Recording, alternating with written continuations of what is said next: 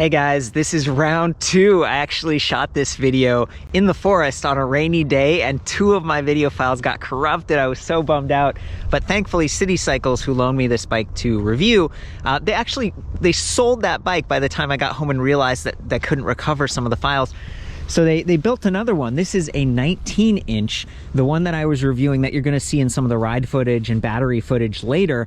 That one was a 17. This bike comes in 6 frame sizes, 2 frame styles. This high step diamond, which is great if you wanna hang this off the back of a car rack, or if you want the maximum stiffness for the lightest amount of weight or just that masculine look. They also have like kind of a mixedy mid-step frame. It's a little bit more approachable, still very stiff, stiffer than like a full wave step through, which is great for, you know, a hardtail cross-country electric bike like this. We got 29er wheels, which give you that nice low attack angle, a little bit more air volume.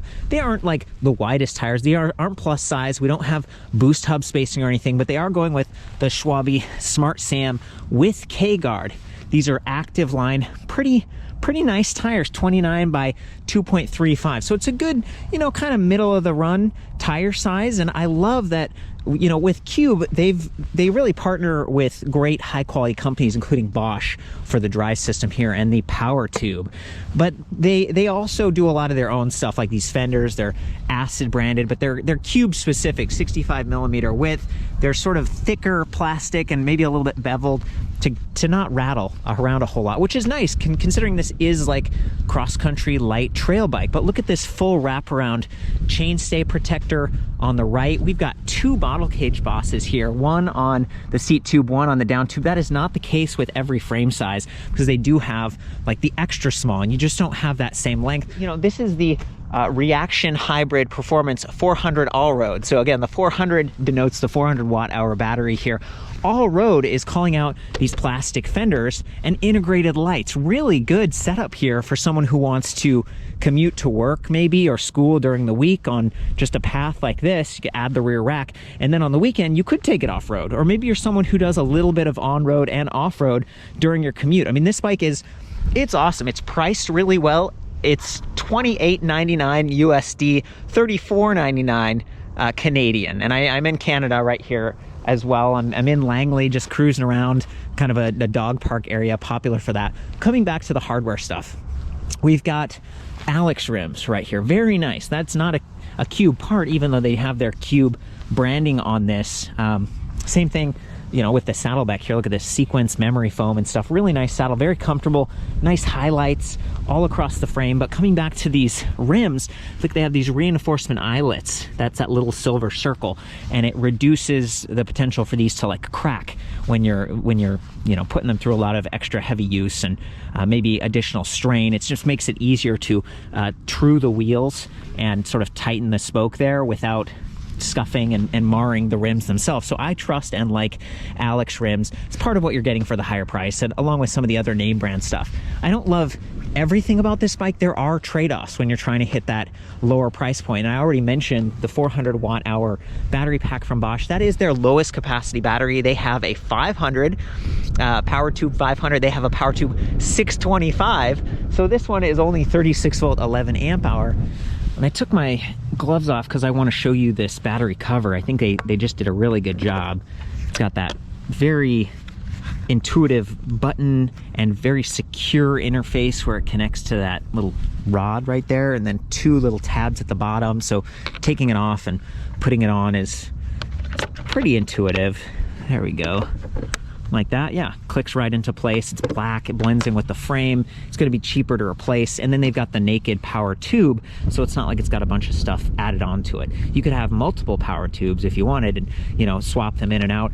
There are different designs. This one comes up from the bottom, some of them come from the side, some from the top. So you need to get the same sort of mounting design, and I think that limits cross compatibility a bit. It's another reason why I like the power pack a bit better. But the battery locking position is pretty good. You'll notice that there's a bit of extra space here. So I'm talking about batteries. You could get up to the 625 watt hour. You just need to reposition the innards there. Power button down here. So if you're ever having trouble with the display not functioning, I tend to find you can power cycle it down here at the battery. And yeah, all in all, it's like it's a pretty nice system. They didn't go too fancy, but it still looks good, mainly because of the color choice on this bike, and it does only come in this one colorway. And we have an efficient Performance Line mid-drive motor. We've got a 9-speed cassette here, 11 to 36 tooth. It's actually a really nice spread. A lot of times I'll see like 11 to 32 or, you know, maybe 42 or something at the really high end, or 50. For this to be 11 to 36, it's really a healthy spread, and 9 gears means going up, there's not these big gaps, so you have a comfortable pedal cadence at a lot wider range of ride speeds. This is a class 1 electric bike. There's no throttle or anything. It goes to 20 mile per hour top speed. Class 1 is allowed on the highest number of trails and stuff, which again speaks to the use case of this. This is like a hardtail cross-country capable bike. 38 tooth steel chainring. There's no narrow wide setup. It's not like the fanciest thing in the world, but they do have this plastic, really minimalist guard, which is great for, you know, I'm wearing pants and I don't have to, like, you know, tighten these up or use the Velcro strap or anything, and they're not getting dirty, they're not getting snagged. The 38 tooth, along with that 11 and 36, it's like a pretty good setup here. It makes it easy enough to climb, and I did do some climbing, which I'll show a bit later, as well as hitting and then even exceeding 20 miles per hour, because you definitely can. It's just the motor's going to cut out at 32 kilometers per hour, 20 mile per hour to keep it class 1. So I like this, and when I was looking close at it, I was like, you know, no narrow wide tooth, but with that guard keeps the chain from bouncing outward, and then the clearance right here is pretty narrow, so I don't think that the chain's going to fall off a whole lot, even if you are in really bumpy stuff. The derailleur back here, Shimano Alivio, so I think it's the 4th step up. I think we have like Tourney, Altus, Acera, Alivio, and one more step up you get Dior, and Dior has that like one-way clutch thing, which would be nice to have. You can just kind of tighten it so you see how that's kind of bouncing. With the clutch you can loosen it to make quick release easier if you're doing wheel maintenance. This one, it's good. It's lightweight, it's reliable. It's definitely not like Tourney, but it's a little bit of a step down.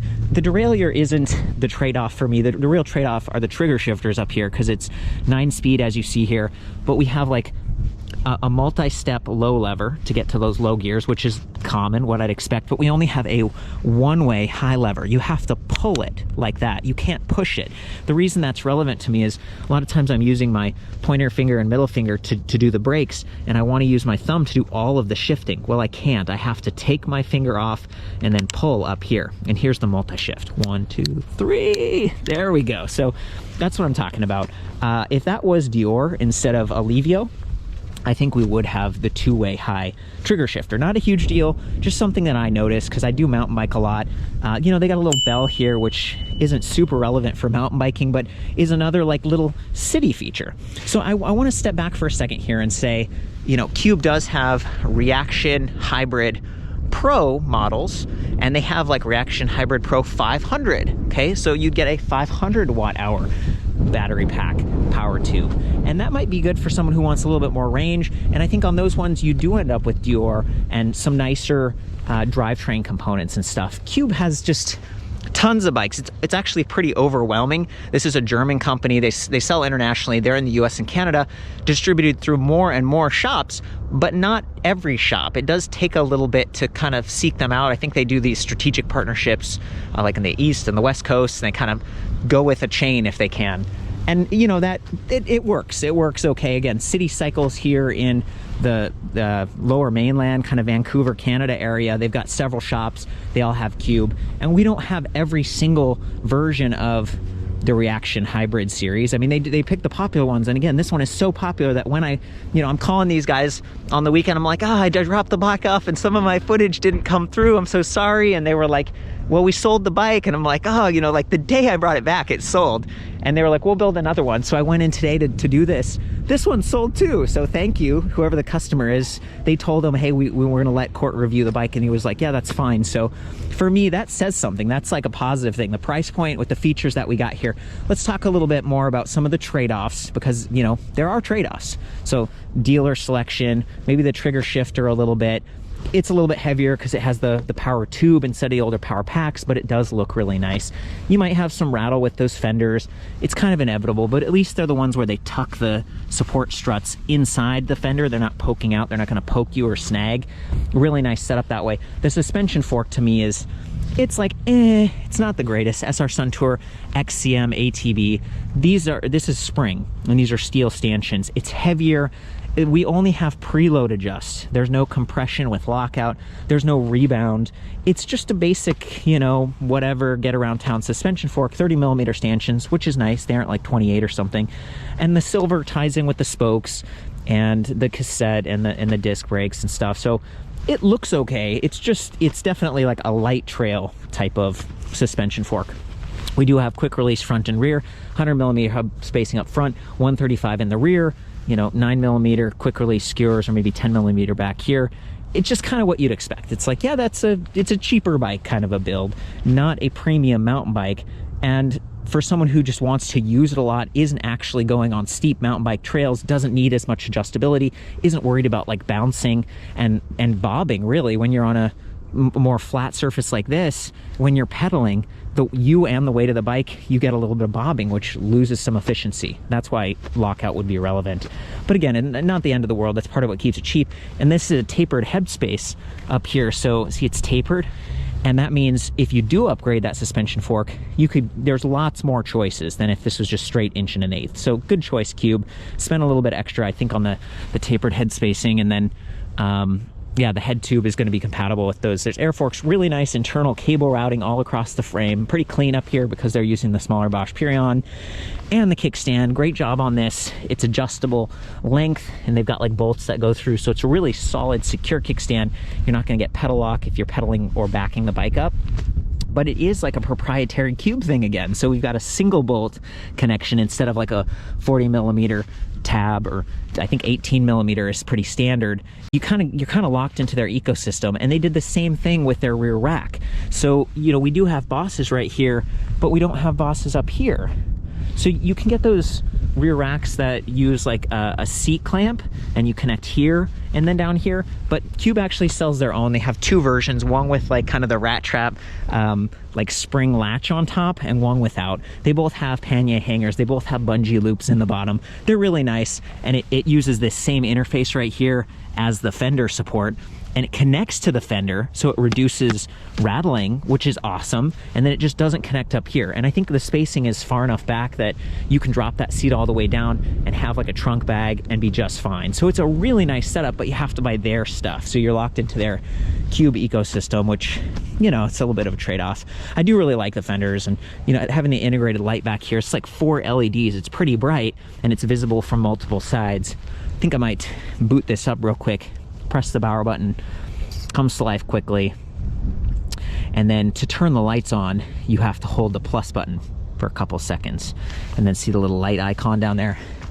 So the headlight, it's got side windows, front, and even like that is actually lights up, which you could put some electrical tape over that if it bothered you.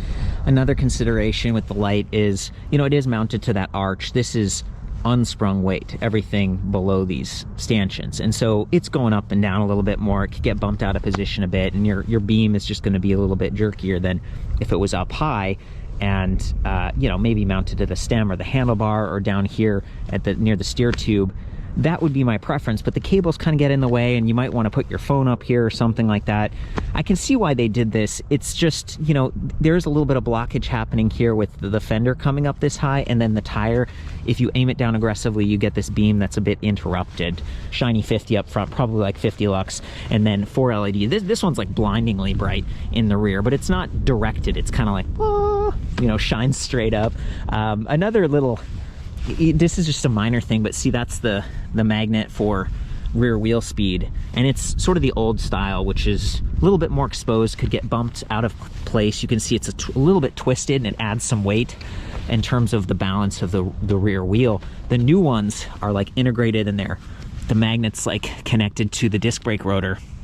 And we are on to the brakes. These are 180mm Shimano hydraulic disc brakes, dual piston, kind of standard. Again, just like, yeah, checks the box. It's kind of like the fork. It's like, hey, at least it's hydraulic, but it's nothing super fancy.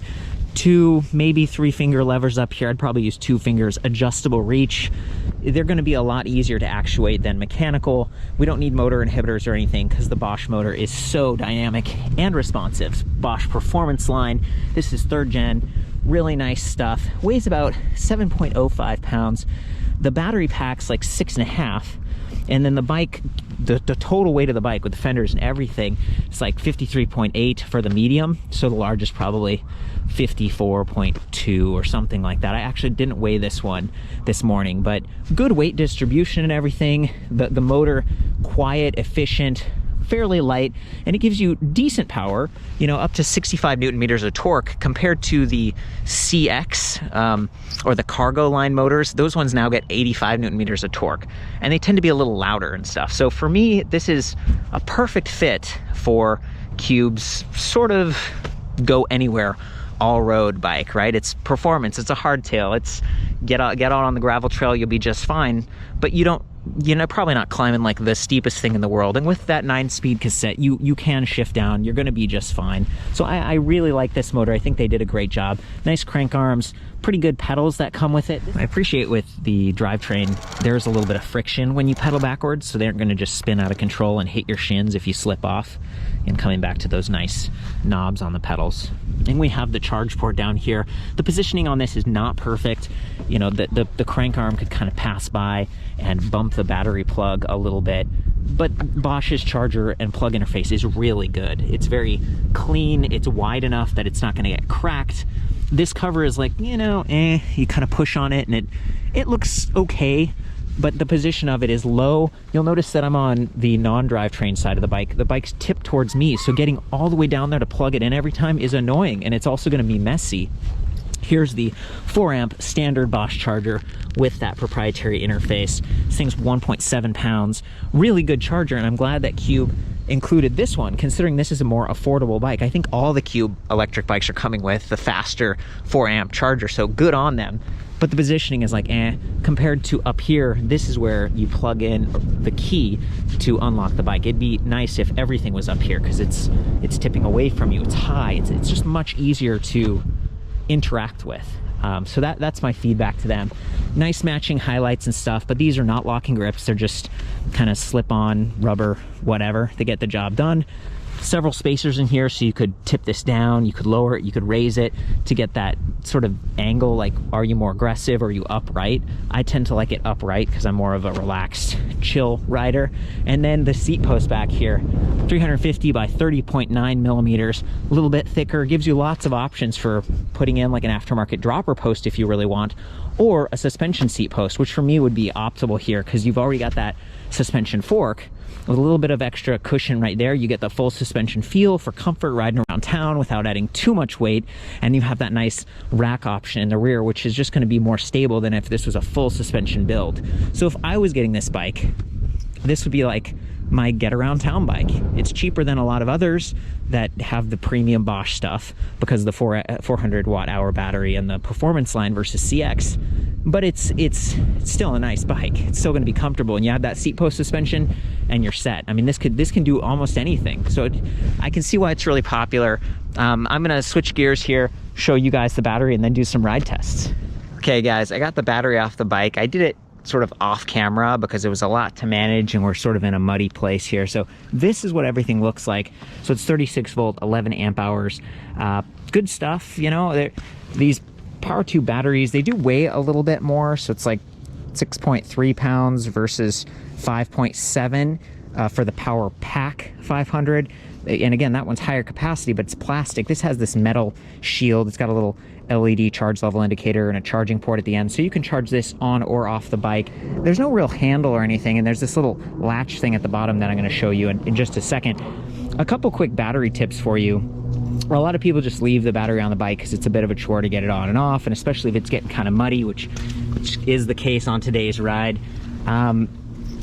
But it's a good idea to store this in a cool, dry location. Extreme cold, like it's not too cold right now, but the colder it gets, you kind of like stunt the range on the battery temporarily. So you could get like half the distance that you normally get just because the battery's cold. So some people store the bike outside or in their garage, and then they'll, you know, charge the battery or store it inside somewhere where it's a little bit warmer. Same thing with extreme heat. Extreme heat actually damages the lithium-ion cells, and they won't get as many full charge cycles. So you're shortening the lifespan. I like that Bosch has this 2-year comprehensive warranty, and that their stuff's very standard. And they cover, you know, Reese and Mueller and Cube and Bulls and Bike, and tons of companies use Bosch. So this is a fairly standard battery. I also want to point out that this shield doesn't have a lock on it. So, you know, if you take the battery off your bike and then you put the shield back on, someone could just take your shield. And I think it'd still work and stuff. This is all meant to be highly water resistant, but that's a little bit of a trade-off. And then when it comes to actually slotting this battery onto the bike, so there's the bottom. You can see some mud actually got in there. I had the shield on it this whole time I was riding, but there's a little bit of mud coming through. So I'm gonna flip this around, line it up down there. Now, the thing about this is, if I'm doing that right, nope, I'm gonna switch it around. So the thing about this is, as you line it up, you can't just push on it and have it latch. There's this like square ledge in there that interfaces, it kind of locks the battery in, and it's not angled, so you can't just force it in. For me, that's such a bummer because I'm holding the camera and this is where I lost a little bit more footage. So what I was trying to show is that you have to hold the battery with one hand and you have to use your other hand to like insert the ABIS key, unlock it, click the battery up, and then it clicks into the first position where it's secure, but it's not all the way in, so there's like a two-step thing. And when you unlock the battery, it sort of drops down to that holding position and you press a little button on top of the battery, just like all the power tube interfaces for any e-bike. One of the positives about them choosing the ABIS key is that it can be keyed alike. So this one does have the plus code option, and you can order like folding lock or U-lock that matches. So you only need like one key to rule them all. The downside is that some shops have said, oh, every time you mention that, people ask us, and then it takes months to kind of get the lock, and you know, in the meantime, maybe you need another lock. I guess at least in North America, there's sort of a slow turnaround on that, and some shops feel it's a bit inconvenient. So I guess all the European folks have it better. So anyway, back to the video. So one of the things I really like about the display just is how quickly it boots up. You can adjust the angle a little bit like this, but it's not removable, so keep that in mind at bike racks and stuff. Sometimes when I would park, I'd like put my helmet to cover it or whatever. But again, it's highly water resistant. It does have a little micro USB port over here, but it doesn't actually charge phones or anything. It's really just for diagnostics. And I've complained to Bosch about this for years because they do have a smartphone app. However, it's not compatible with this particular display. However, the Bosch system is really modular, so you could get yourself the Kiox, which is a nice little upgrade, also very small. It usually mounts right here. It's color, and it hooks up with a heart rate monitor and a mapping system and stuff. But imagine you just wanted to keep this Purion and just mount your phone for a GPS. Well, again, you can't tap into the battery because of that. It's disabled, or it's only for diagnostics. But again, the display gives you a lot of different options. Down here is a walk mode button.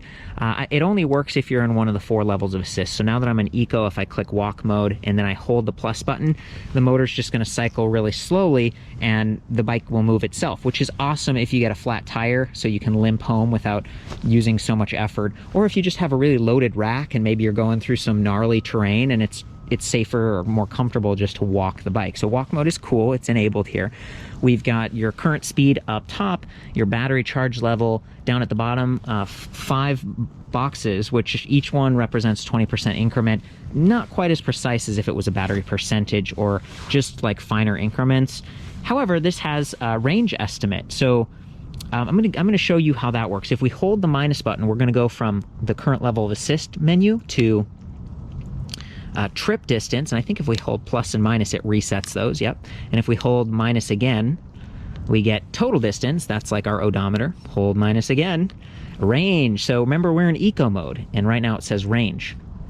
As I go up to higher levels of assist, like tour, the range dynamically updates to 33 kilometers. Let's go all the way to turbo. That's the highest level. 23 kilometers. So see, it's dynamic, much more helpful than just 5 bars on that battery infographic. So I really, really appreciate range. And then back to, if we hold minus, just always on, showing you the current levels of assist.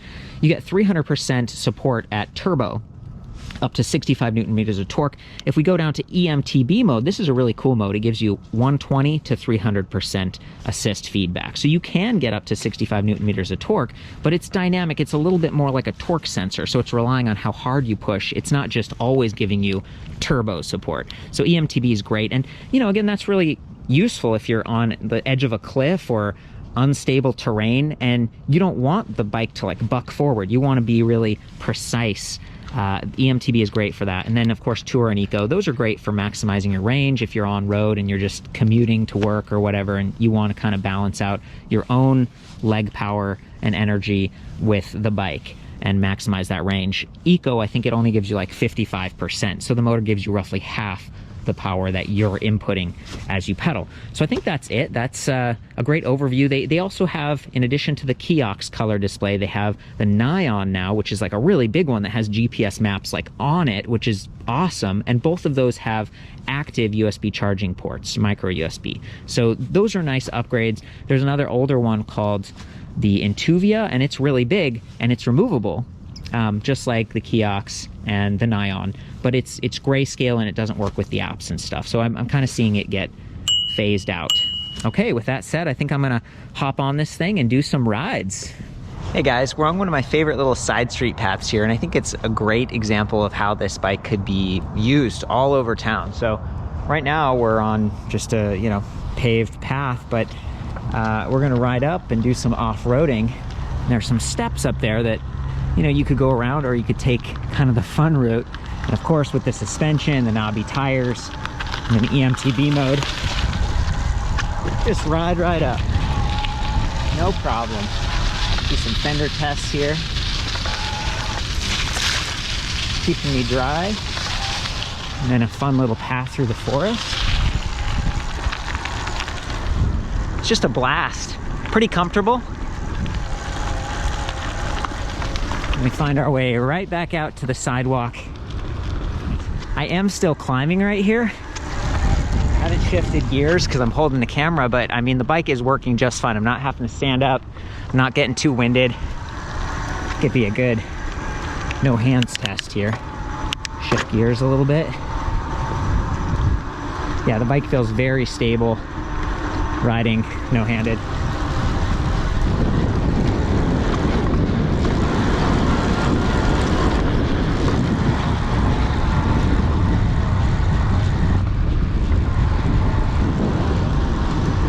I'm on a medium, I'm 5'9". I'm not feeling too aggressive. Check this big tree out. Must have gotten kind of waterlogged and then tipped over.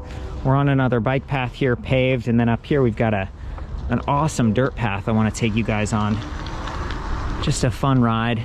There's actually a couple little lakes up here. There we go. Nice and smooth.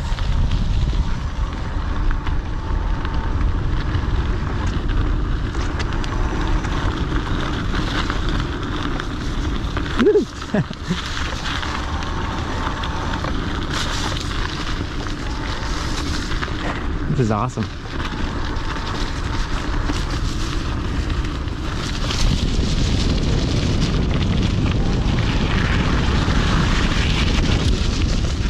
Really loving this today. No one else is out here because it's a little bit damp. But we're all bundled up. We're doing just fine. And I'm staying surprisingly dry, which is really really nice because it isn't super warm out today. This is the perfect sort of cross-country, just dirt path kind of thing. I always thought this was kind of cool.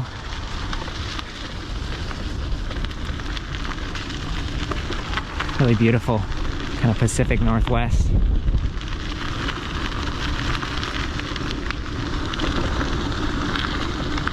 Having no problem with the brakes.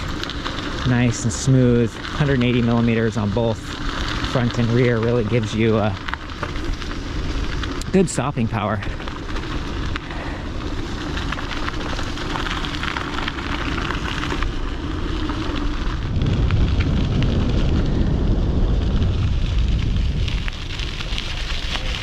Well, hey guys, we're making friends out here on the trail. This is Cameron. He was like, is that an electric bike? And we're going over the specs and stuff. I'm nerding. He's gonna take a little ride here, and he left his friend as collateral. So hey, let's do this, man. Have fun, man. See y'all shortly. Good luck. Sweet. This is just a YouTube video. So Cameron, and then what was your name? Megan. Megan. Yeah. What's your name? Courtney. Courtney. Cool. Nice to meet you. Oh, there he is. Psh, through the puddle. Oh yeah. What do you think, man? It's impressively natural. Yeah. Like it's intuitive. It doesn't kick and pull. It kind of is responsive to the input from the pedals, which is nice. I didn't play with the levels too much. I think obviously, like, depending on how much of a workout you want, Sure. it'll give you that, but it'll also get you there a lot faster. Like it jumps a bit. I'm so glad you did this, and I'm sorry to ask you all these questions right after that ride. You know, it's easy to kind of get winded. But I'm so glad you were willing to do this, man. Thank you, Cameron. Yeah, it's awesome to meet you. You as well. Thank you so much for the test ride. For sure. That was fun. Okay, guys, we got ourselves a hill, and I got the lights on. It's gonna get a little dark. I'm in EMTB mode. Oh boy, going off-road for a second, bringing it back online, and I can already start to see the light out there on the trail. No problem. I'm not having to stand up. Doing this one-handed, you know, it's a little precarious. Really impressed. Even though this isn't like the CX motor from Bosch, it's still it's very capable. One thing worth noting, I don't think you can turn off like the backlighting on the Bosch display, and it's kind of bright, like at night or in the forest like that. You really notice it, so that's a little bit of a gripe. I think some of the other ones, like the Kiox, might have adaptive lighting, so when you're in dark conditions, it sort of dynamically adjusts, like a lot of phones do. Okay, guys, we're out here on a road, which is where I'd probably be riding to and from work. The cool thing about this bike is, you know, you can cut across the dirt trail if you want. So I'm going to do a little bit of on and off-road riding. You can hear the fenders, see whether they rattle a lot. This is a 38 tooth steel chainring down here. It has a nice plastic guard. 120 RPM support on this, which means you can downshift and spin faster, and the motor's not going to drop out on you. That's awesome. I love that about Bosch. We got the shift detection, so it's going to reduce some of the torque as you shift gears, again, up to 65 Newton meters in the highest level of assist here. 11 to 36 tooth cassette in the rear, 9 speeds, Alivio derailleur. Let's go.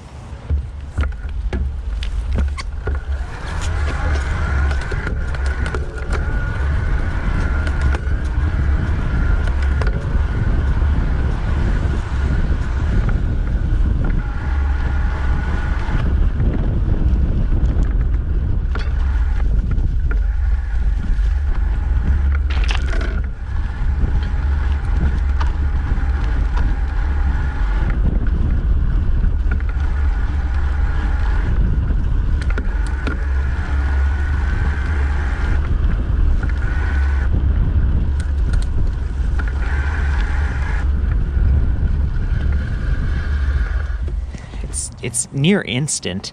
I love that this chainring doesn't continue to spin after I stop pedaling. They've actually got it hooked up so that it cycles the chainring backwards, which makes drivetrain maintenance a little bit easier. It's just a really great setup. I really like this. This motor has a slightly wider Q factor, I believe, than a traditional bike. A normal bike would be like 168 millimeters. It's also a little bit heavier than some of the other motors on the market right now at 7.05 pounds compared to like the Shimano E6100. That one's like 6.3. So those are some of the trade-offs. And again, the shift detection, it's not perfect, but it's one of the few drive systems that even has something like that. So I really appreciate it. Again, it's measuring your pedal speed, pedal torque, and rear wheel speed over 1,000 times per second. Okay, we're heading towards some gravel and some dirt. Before we get there, just listen to that motor. Again, we are in the highest level of assist, turbo, and it's just super quiet, even at high pedal rates. So very impressed with that.